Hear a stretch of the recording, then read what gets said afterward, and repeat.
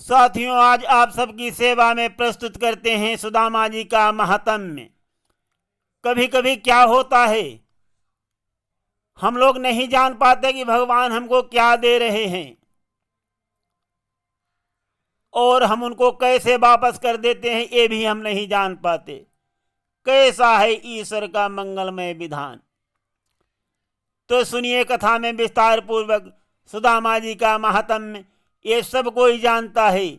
सुदामा जी भगवान श्री कृष्ण जी के परम मित्र थे और कैसे भगवान श्री कृष्ण जी ने सुदामा जी के साथ मित्रता निभाई, ये भी सब जानते हैं। परंतु साथियों, सुदामा जी ने कैसे भगवान से प्राप्त की हुई चीज वापस कर दी, ये सब कोई नहीं जानता है। इसलिए सुनिए कथा में सारा हाल। सुदामा जी गरीब तो थे ही, भिक्षा मांग करके भोजन करते थे। एक बार उनकी पत्नी ने कहा कि तुम्हारे श्री कृष्ण जी परम मित्र हैं और तुम उनका गुणगान भी किया करते हो, तो घर में बहुत मुसीबत है, जाओ उनसे मिलो तो कुछ न कुछ तुमको देंगे ही और हमारी ये मुसीबत जो है वो टल जाएगी। सुदामा जी मना करने लगे। आव गई आदर गया, नैनन गया स्नेह, ए तीनों तब ही गए जब ही कहा कछु देह। सुदामा जी कहने लगे कि मैं मांगने के लिए नहीं जाऊंगा। पत्नी ने बहुत समझाया परंतु सुदामा जी नहीं माने। सुदामा जी की हट को देख करके उनकी पत्नी जो है वो मार्मिक वचन बोली। कहने लगी कि हे स्वामी, हे पतिदेव, को दो सबाजुर तो भरी पेट तो चाहती नहीं दधि दूध मिठोती। कि हमारे घर में अगर मोटा छोटा अनाज भी जुड़ जाता तब भी तुमसे हम दूध दही और मिठाई नहीं मांग रहे स्वामी, हम तो भरपेट भोजन मांग रहे हैं। और बिना भोजन के कौन जीवित रह सकता है। जिसके हरि जैसे मित्र हों और उसके घर में ऐसा अकाल पड़ा हो, यह आपको शोभा देता है। और मैं इसीलिए कह रही हूं स्वामी, तुम उनसे मत मांगना, परंतु तुम जाओ तो उनके द्वार पर, वो तुम्हारी हालत को देख करके खुद ही सारे दुख दूर कर देंगे। वो दया निधान हैं, सारे संसार के नाथ हैं, तो तुम क्यों उनके द्वार पर जाने से शर्माते हो। पत्नी ने जब बहुत कहा तब सुदामा जी बोले, शिक्षक हों सिगरे जग को, त्यता को कहा तू देती है शिक्षा। जे तपते परलोक सुधारत, संपत्ति के तिनके नहीं इच्छा। प्रीति है प्रभु पद पंकज उर, लई 12,000 लव देखो परीक्षा। औरन को धन चाहिए बाबरी, ब्राह्मण को धन केवल भिक्षा। सुदामा जी कहने लगे कि हमारे दिल में भगवान के लिए प्रीति है, मैं अभिमान नहीं करता हूं, परंतु प्रिय, ब्राह्मण का धन केवल भिक्षा ही होता है, हमको नहीं अमीरी अच्छी लगती है। फकीरी में मजा मुझको, मुझे नहीं भाती है अमीरी। पत्नी बोली कि स्वामी, हम अमीर बनने के लिए नहीं आपको प्रभु के पास भेज रहे हैं, तुम्हारे मित्र हैं, तो कम से कम जाकर के एक बार उनके द्वार पर होकर के तो आओ। सुदामा जी पत्नी की बात को मान करके तैयार हो गए और बोले, अगर मित्र से मिलने जाते हैं तब कुछ न कुछ मित्र के लिए होना चाहिए। तो सुदामा जी की पत्नी जो है वो थोड़े कनक चावल लेकर के आई और एक पोटली में बांध दिया और कहा कि ये मेरी तरफ से उनको गिफ्ट में दे देना। सुदामा जी सोचने लगे, अरे वो इतने बड़े महाराज हैं, 3 लोग के नाथ भी हैं, उनके द्वारे मैं ये भेंट लेकर के जाऊंगा तो मुझे शोभा देगा। पत्नी बोली, स्वामी जो कुछ घर में है वही ले जाओ। मान का पान बहुत बड़ा होता है।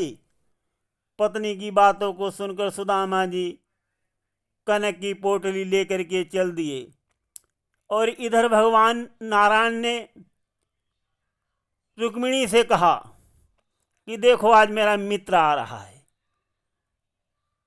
और हमारा जो मित्र है वो बहुत दुखी है। दिव्य नेत्रों से उनको दिखाया तो बोली, अरे तो बहुत दुखी है। तो भगवान सोचने लगे, देखिए यहाँ पर एक बात हम बताते हैं, जैसे ही हरि की शरण की तरफ आप सच्चे मन से बढ़ोगे तुरंत से जो है कायाकल्प होने लगता है, चमत्कार होने लगते हैं। भगवान ने सोचा सुदामा गरीबी की वजह से आ रहे हैं और उनकी पत्नी भेज रही है कि घर के दुख दूर हो जाएं। तो नारायण ने सोचा कि लाओ मैं स्वर्ण मुद्राओं की बरसात कर दूं और सुदामा जी को स्वर्ण मुद्राएं मिल जाएंगी तो सुदामा जी वहीं से वापस लौट जाएंगे। वो ये नहीं चाहते थे कि हमारा मित्र मुझसे मिलने ना आए, परंतु उनके मन में ये आ गया। भगवान का भाव यही है, अगर उनकी शरण की तरफ आप बढ़ोगे तो आपके जितने दुख हैं वो दूर कर देंगे नारायण। ये बात हम जान पाएं या न जान पाएं। जब भगवान ने स्वर्ण मुद्राओं की बरसात की तो सुदामा जी के मन में क्या आ गया? सुदामा जी के मन में आ गया अंधे लोग कैसे अपना जीवन व्यतीत करते हैं।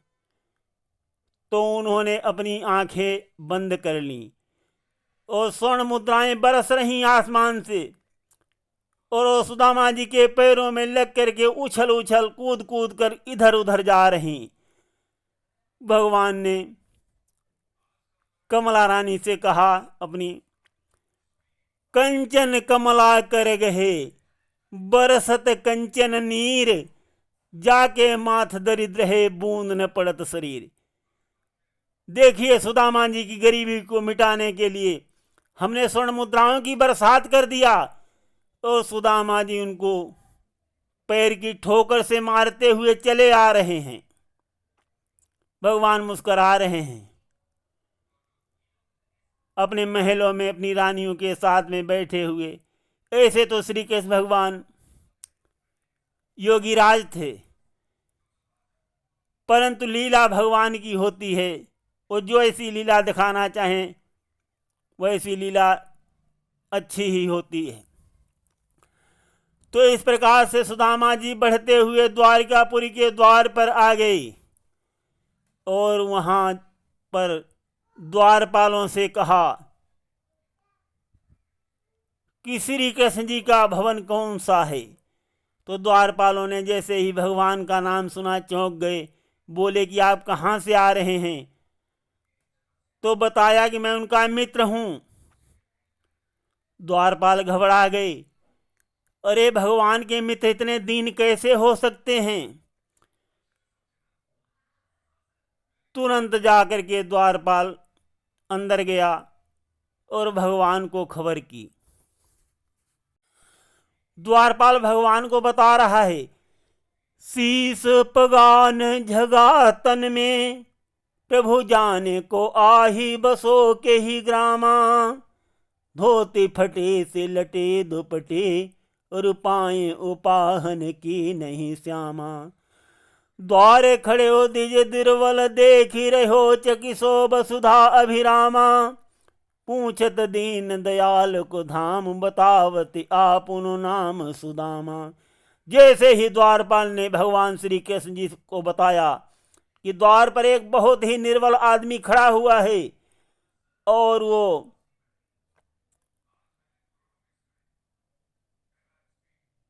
विस्मय होकर के देख रहा है, चकाचौंध हो गया है उसका चित्त, द्वारिकापुरी को देख रहा है और अपना नाम जो है वो सुदामा बता रहा है। और जैसे ही द्वारपाल ने सुदामा नाम बोला, बोले द्वारपाल हो सुदामा नामा, पांडे सुनी छाणे राज काज, ऐसे जी की गति जाने को। द्वारिका के हाथ नाथ जोड़ी दाहे, गहे पाए भेंटे भारी, अंकल पिटाए दुख साने को। नैन दो जल भरी पूछत कुशल हरि, विप्र बोले विपदा में मोही पहचाने। जैसी तुम करी तैसी करे को, दया के सिंधु ऐसी प्रीति, दीन बंधु दीना ना समाने को।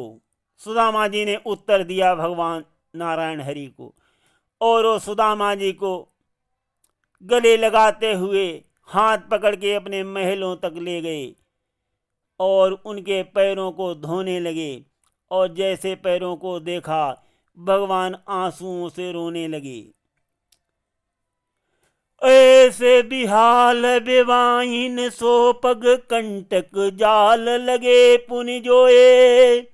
हाय महादुख पाए सखा, तुम आए इतैन किते दिन खोए। देखी सुदामा की दीन दशा, करुणा करके करुणा निधि रोए। पानी परात को हाथ छुओ, नहीं नैनन के जल सो पग धोए। भगवान ने आंसुओं से उनके पैरों को धुला और उसके बाद सुंदर आभूषण पहना करके महलों में बैठाया, अच्छा अच्छा भोजन कराया। और फिर भगवान सोच रहे हैं कि सुदामा जी वो पोटली नहीं दे रहे। सुदामा जी ने पोटली छुपा ली जो सुदामा जी की पत्नी ने भगवान को गिफ्ट देने के लिए दिया था। अब नारायण हरि का ध्यान वहीं लगा हुआ है। तो सुदामा जी को अपने महल के अंदर ले गए और अपनी लीलाओं का चित्र उनको दिखाया। इधर उधर करते करते यहां मैंने ऐसा किया, वहां ऐसा हुआ। और अचानक जिस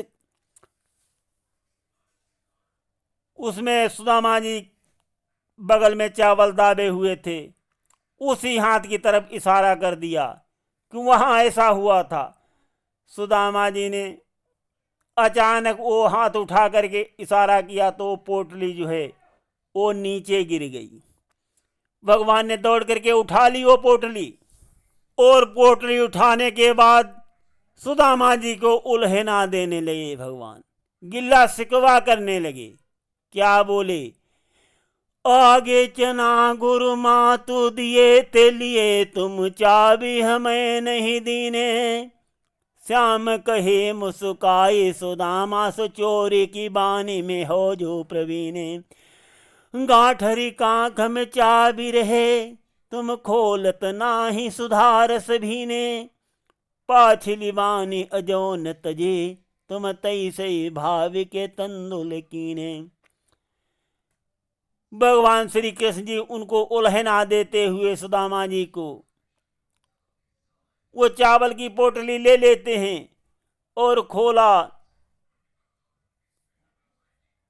और एक मुट्ठी जो है उठा करके अपने मुख में डाल लिया। जैसे ही भगवान ने एक मुट्ठी चावल अपने मुख में डाला सुदामा जी की, सुदामा जी को एक लोक दे दिया। फिर दूसरी मुट्ठी भरी, वो भी मुख में डाल लिया, 2 लोक दे दिया। और जैसे ही तीसरी मुट्ठी भरने को चले, महारानी कमला जी ने हाथ पकड़ लिया। गही हाथ लियो कमलात वहीं, हे नाथ कहाँ तुमने चितधारी। 2 मुठ चबाई दिए 2 लोक, कियो कछु नाही विचार बिहारी। खाई मुठी अब तीसरी भी, कहाँ निज रहन की आस विचारी। रंग कही आप समान कियो, अब चाहत आप होन भिखारी। महारानी कमला भगवान की हाथ पकड़ लिया और बोली कि 2 मुट्ठी चावल खा के तुमने 2 लोक दे दिए, और तीसरा लोक भी दे दोगे, तो कहाँ रहने की आपने सोचा है। और रंग को अपने समान कर दिया और खुद भिखारी बन गए। तो भगवान थोड़ा रुके और कहने लगे, देने से कुछ नहीं घटता, दान का फल बहुत बड़ा होता है और उसकी जड़ें जो हैं पाताल से भी गहरी होती हैं। और उसके बाद सुदामा जी को भगवान ने सुंदर सुंदर भोजन कराए, बहुत सेवा सत्कार किया, बहुत स्वागत किया। परंतु जब सुदामा जी चलने लगे, हाथ में कुछ भी नहीं दिया। और यहां सुदामा जी सोच रहे हैं, बार बार कह रहे हैं कि अब मैं अपने घर को जाना चाहता हूं। तो भगवान ने उनको विदा किया, परंतु हाथ में साथियों कुछ भी नहीं दिया। ईश्वर जो भी देता है गुप्त देता है, उसके दी हुई चीज को कोई जान नहीं पाता है। हम लोग अगर किसी को 10 रुपए भी दे देते हैं तो नाम कमाने के लिए 10 जगह बताते हैं, परंतु भगवान देता है वो गुप्त देता है। अब यहाँ सुदामा जी सोच रहे हैं कि नारायण ने हमको तो कुछ नहीं दिया और मेरी पत्नी क्या कहेगी कि तुम अपने इतने रईस मित्र, इतने राजा मित्र के पास गए थे और वहां से तुम कुछ भी नहीं लेकर के आए, मैं क्या पत्नी को जवाब दूंगा। सुदामा जी को ये चिंता खाए जा रही थी और भगवान सुदामा जी को विदा करने के लिए कुछ दूर तक भेजने आए। सुदामा जी अब भी सोच रहे, हो सकता जब वापस जाएं तब कुछ हाथ में दें, परंतु नारायण ने हाथ में कुछ भी नहीं दिया। तो सुदामा जी ने भगवान को श्राप दे दिया। कौन सा श्राप दिया? बालापन के मित्र मम काह देहूं अश्राप, जैसा हरि हमको दिया ऐसे ही पई हो आप।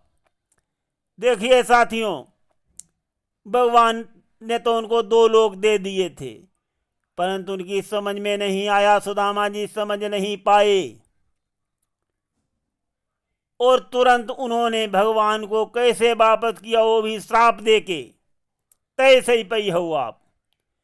तो सुदामा जी को दिया तो बहुत था, परंतु सुदामा जी तो वापस करके जा रहे हैं, परंतु भगवान ऐसे लेता नहीं है। उसके बाद सुदामा जी वहां से चले आए। परंतु साथियों, यहां पर ये बात बता दें कि समुद्र का पानी जो है वो समुद्र में ही पहुंच जाता है। जो जिसका है वो उसी के पास घूम के जाता है और वही मंगलमय विधान बन जाते हैं। और सुदामा जी वहां से लौट करके अपने घर की तरफ आ रहे हैं और यहाँ जो है महिला 2 महिला खड़े हो गए, राशि ठाठ हो गई। सुदामा जी सोच रहे हैं, अपने घर को भी नहीं पहचान पा रहे हैं। और साथियों, अब प्रसंग को हम यहीं पर विश्राम देते हैं। धन्यवाद।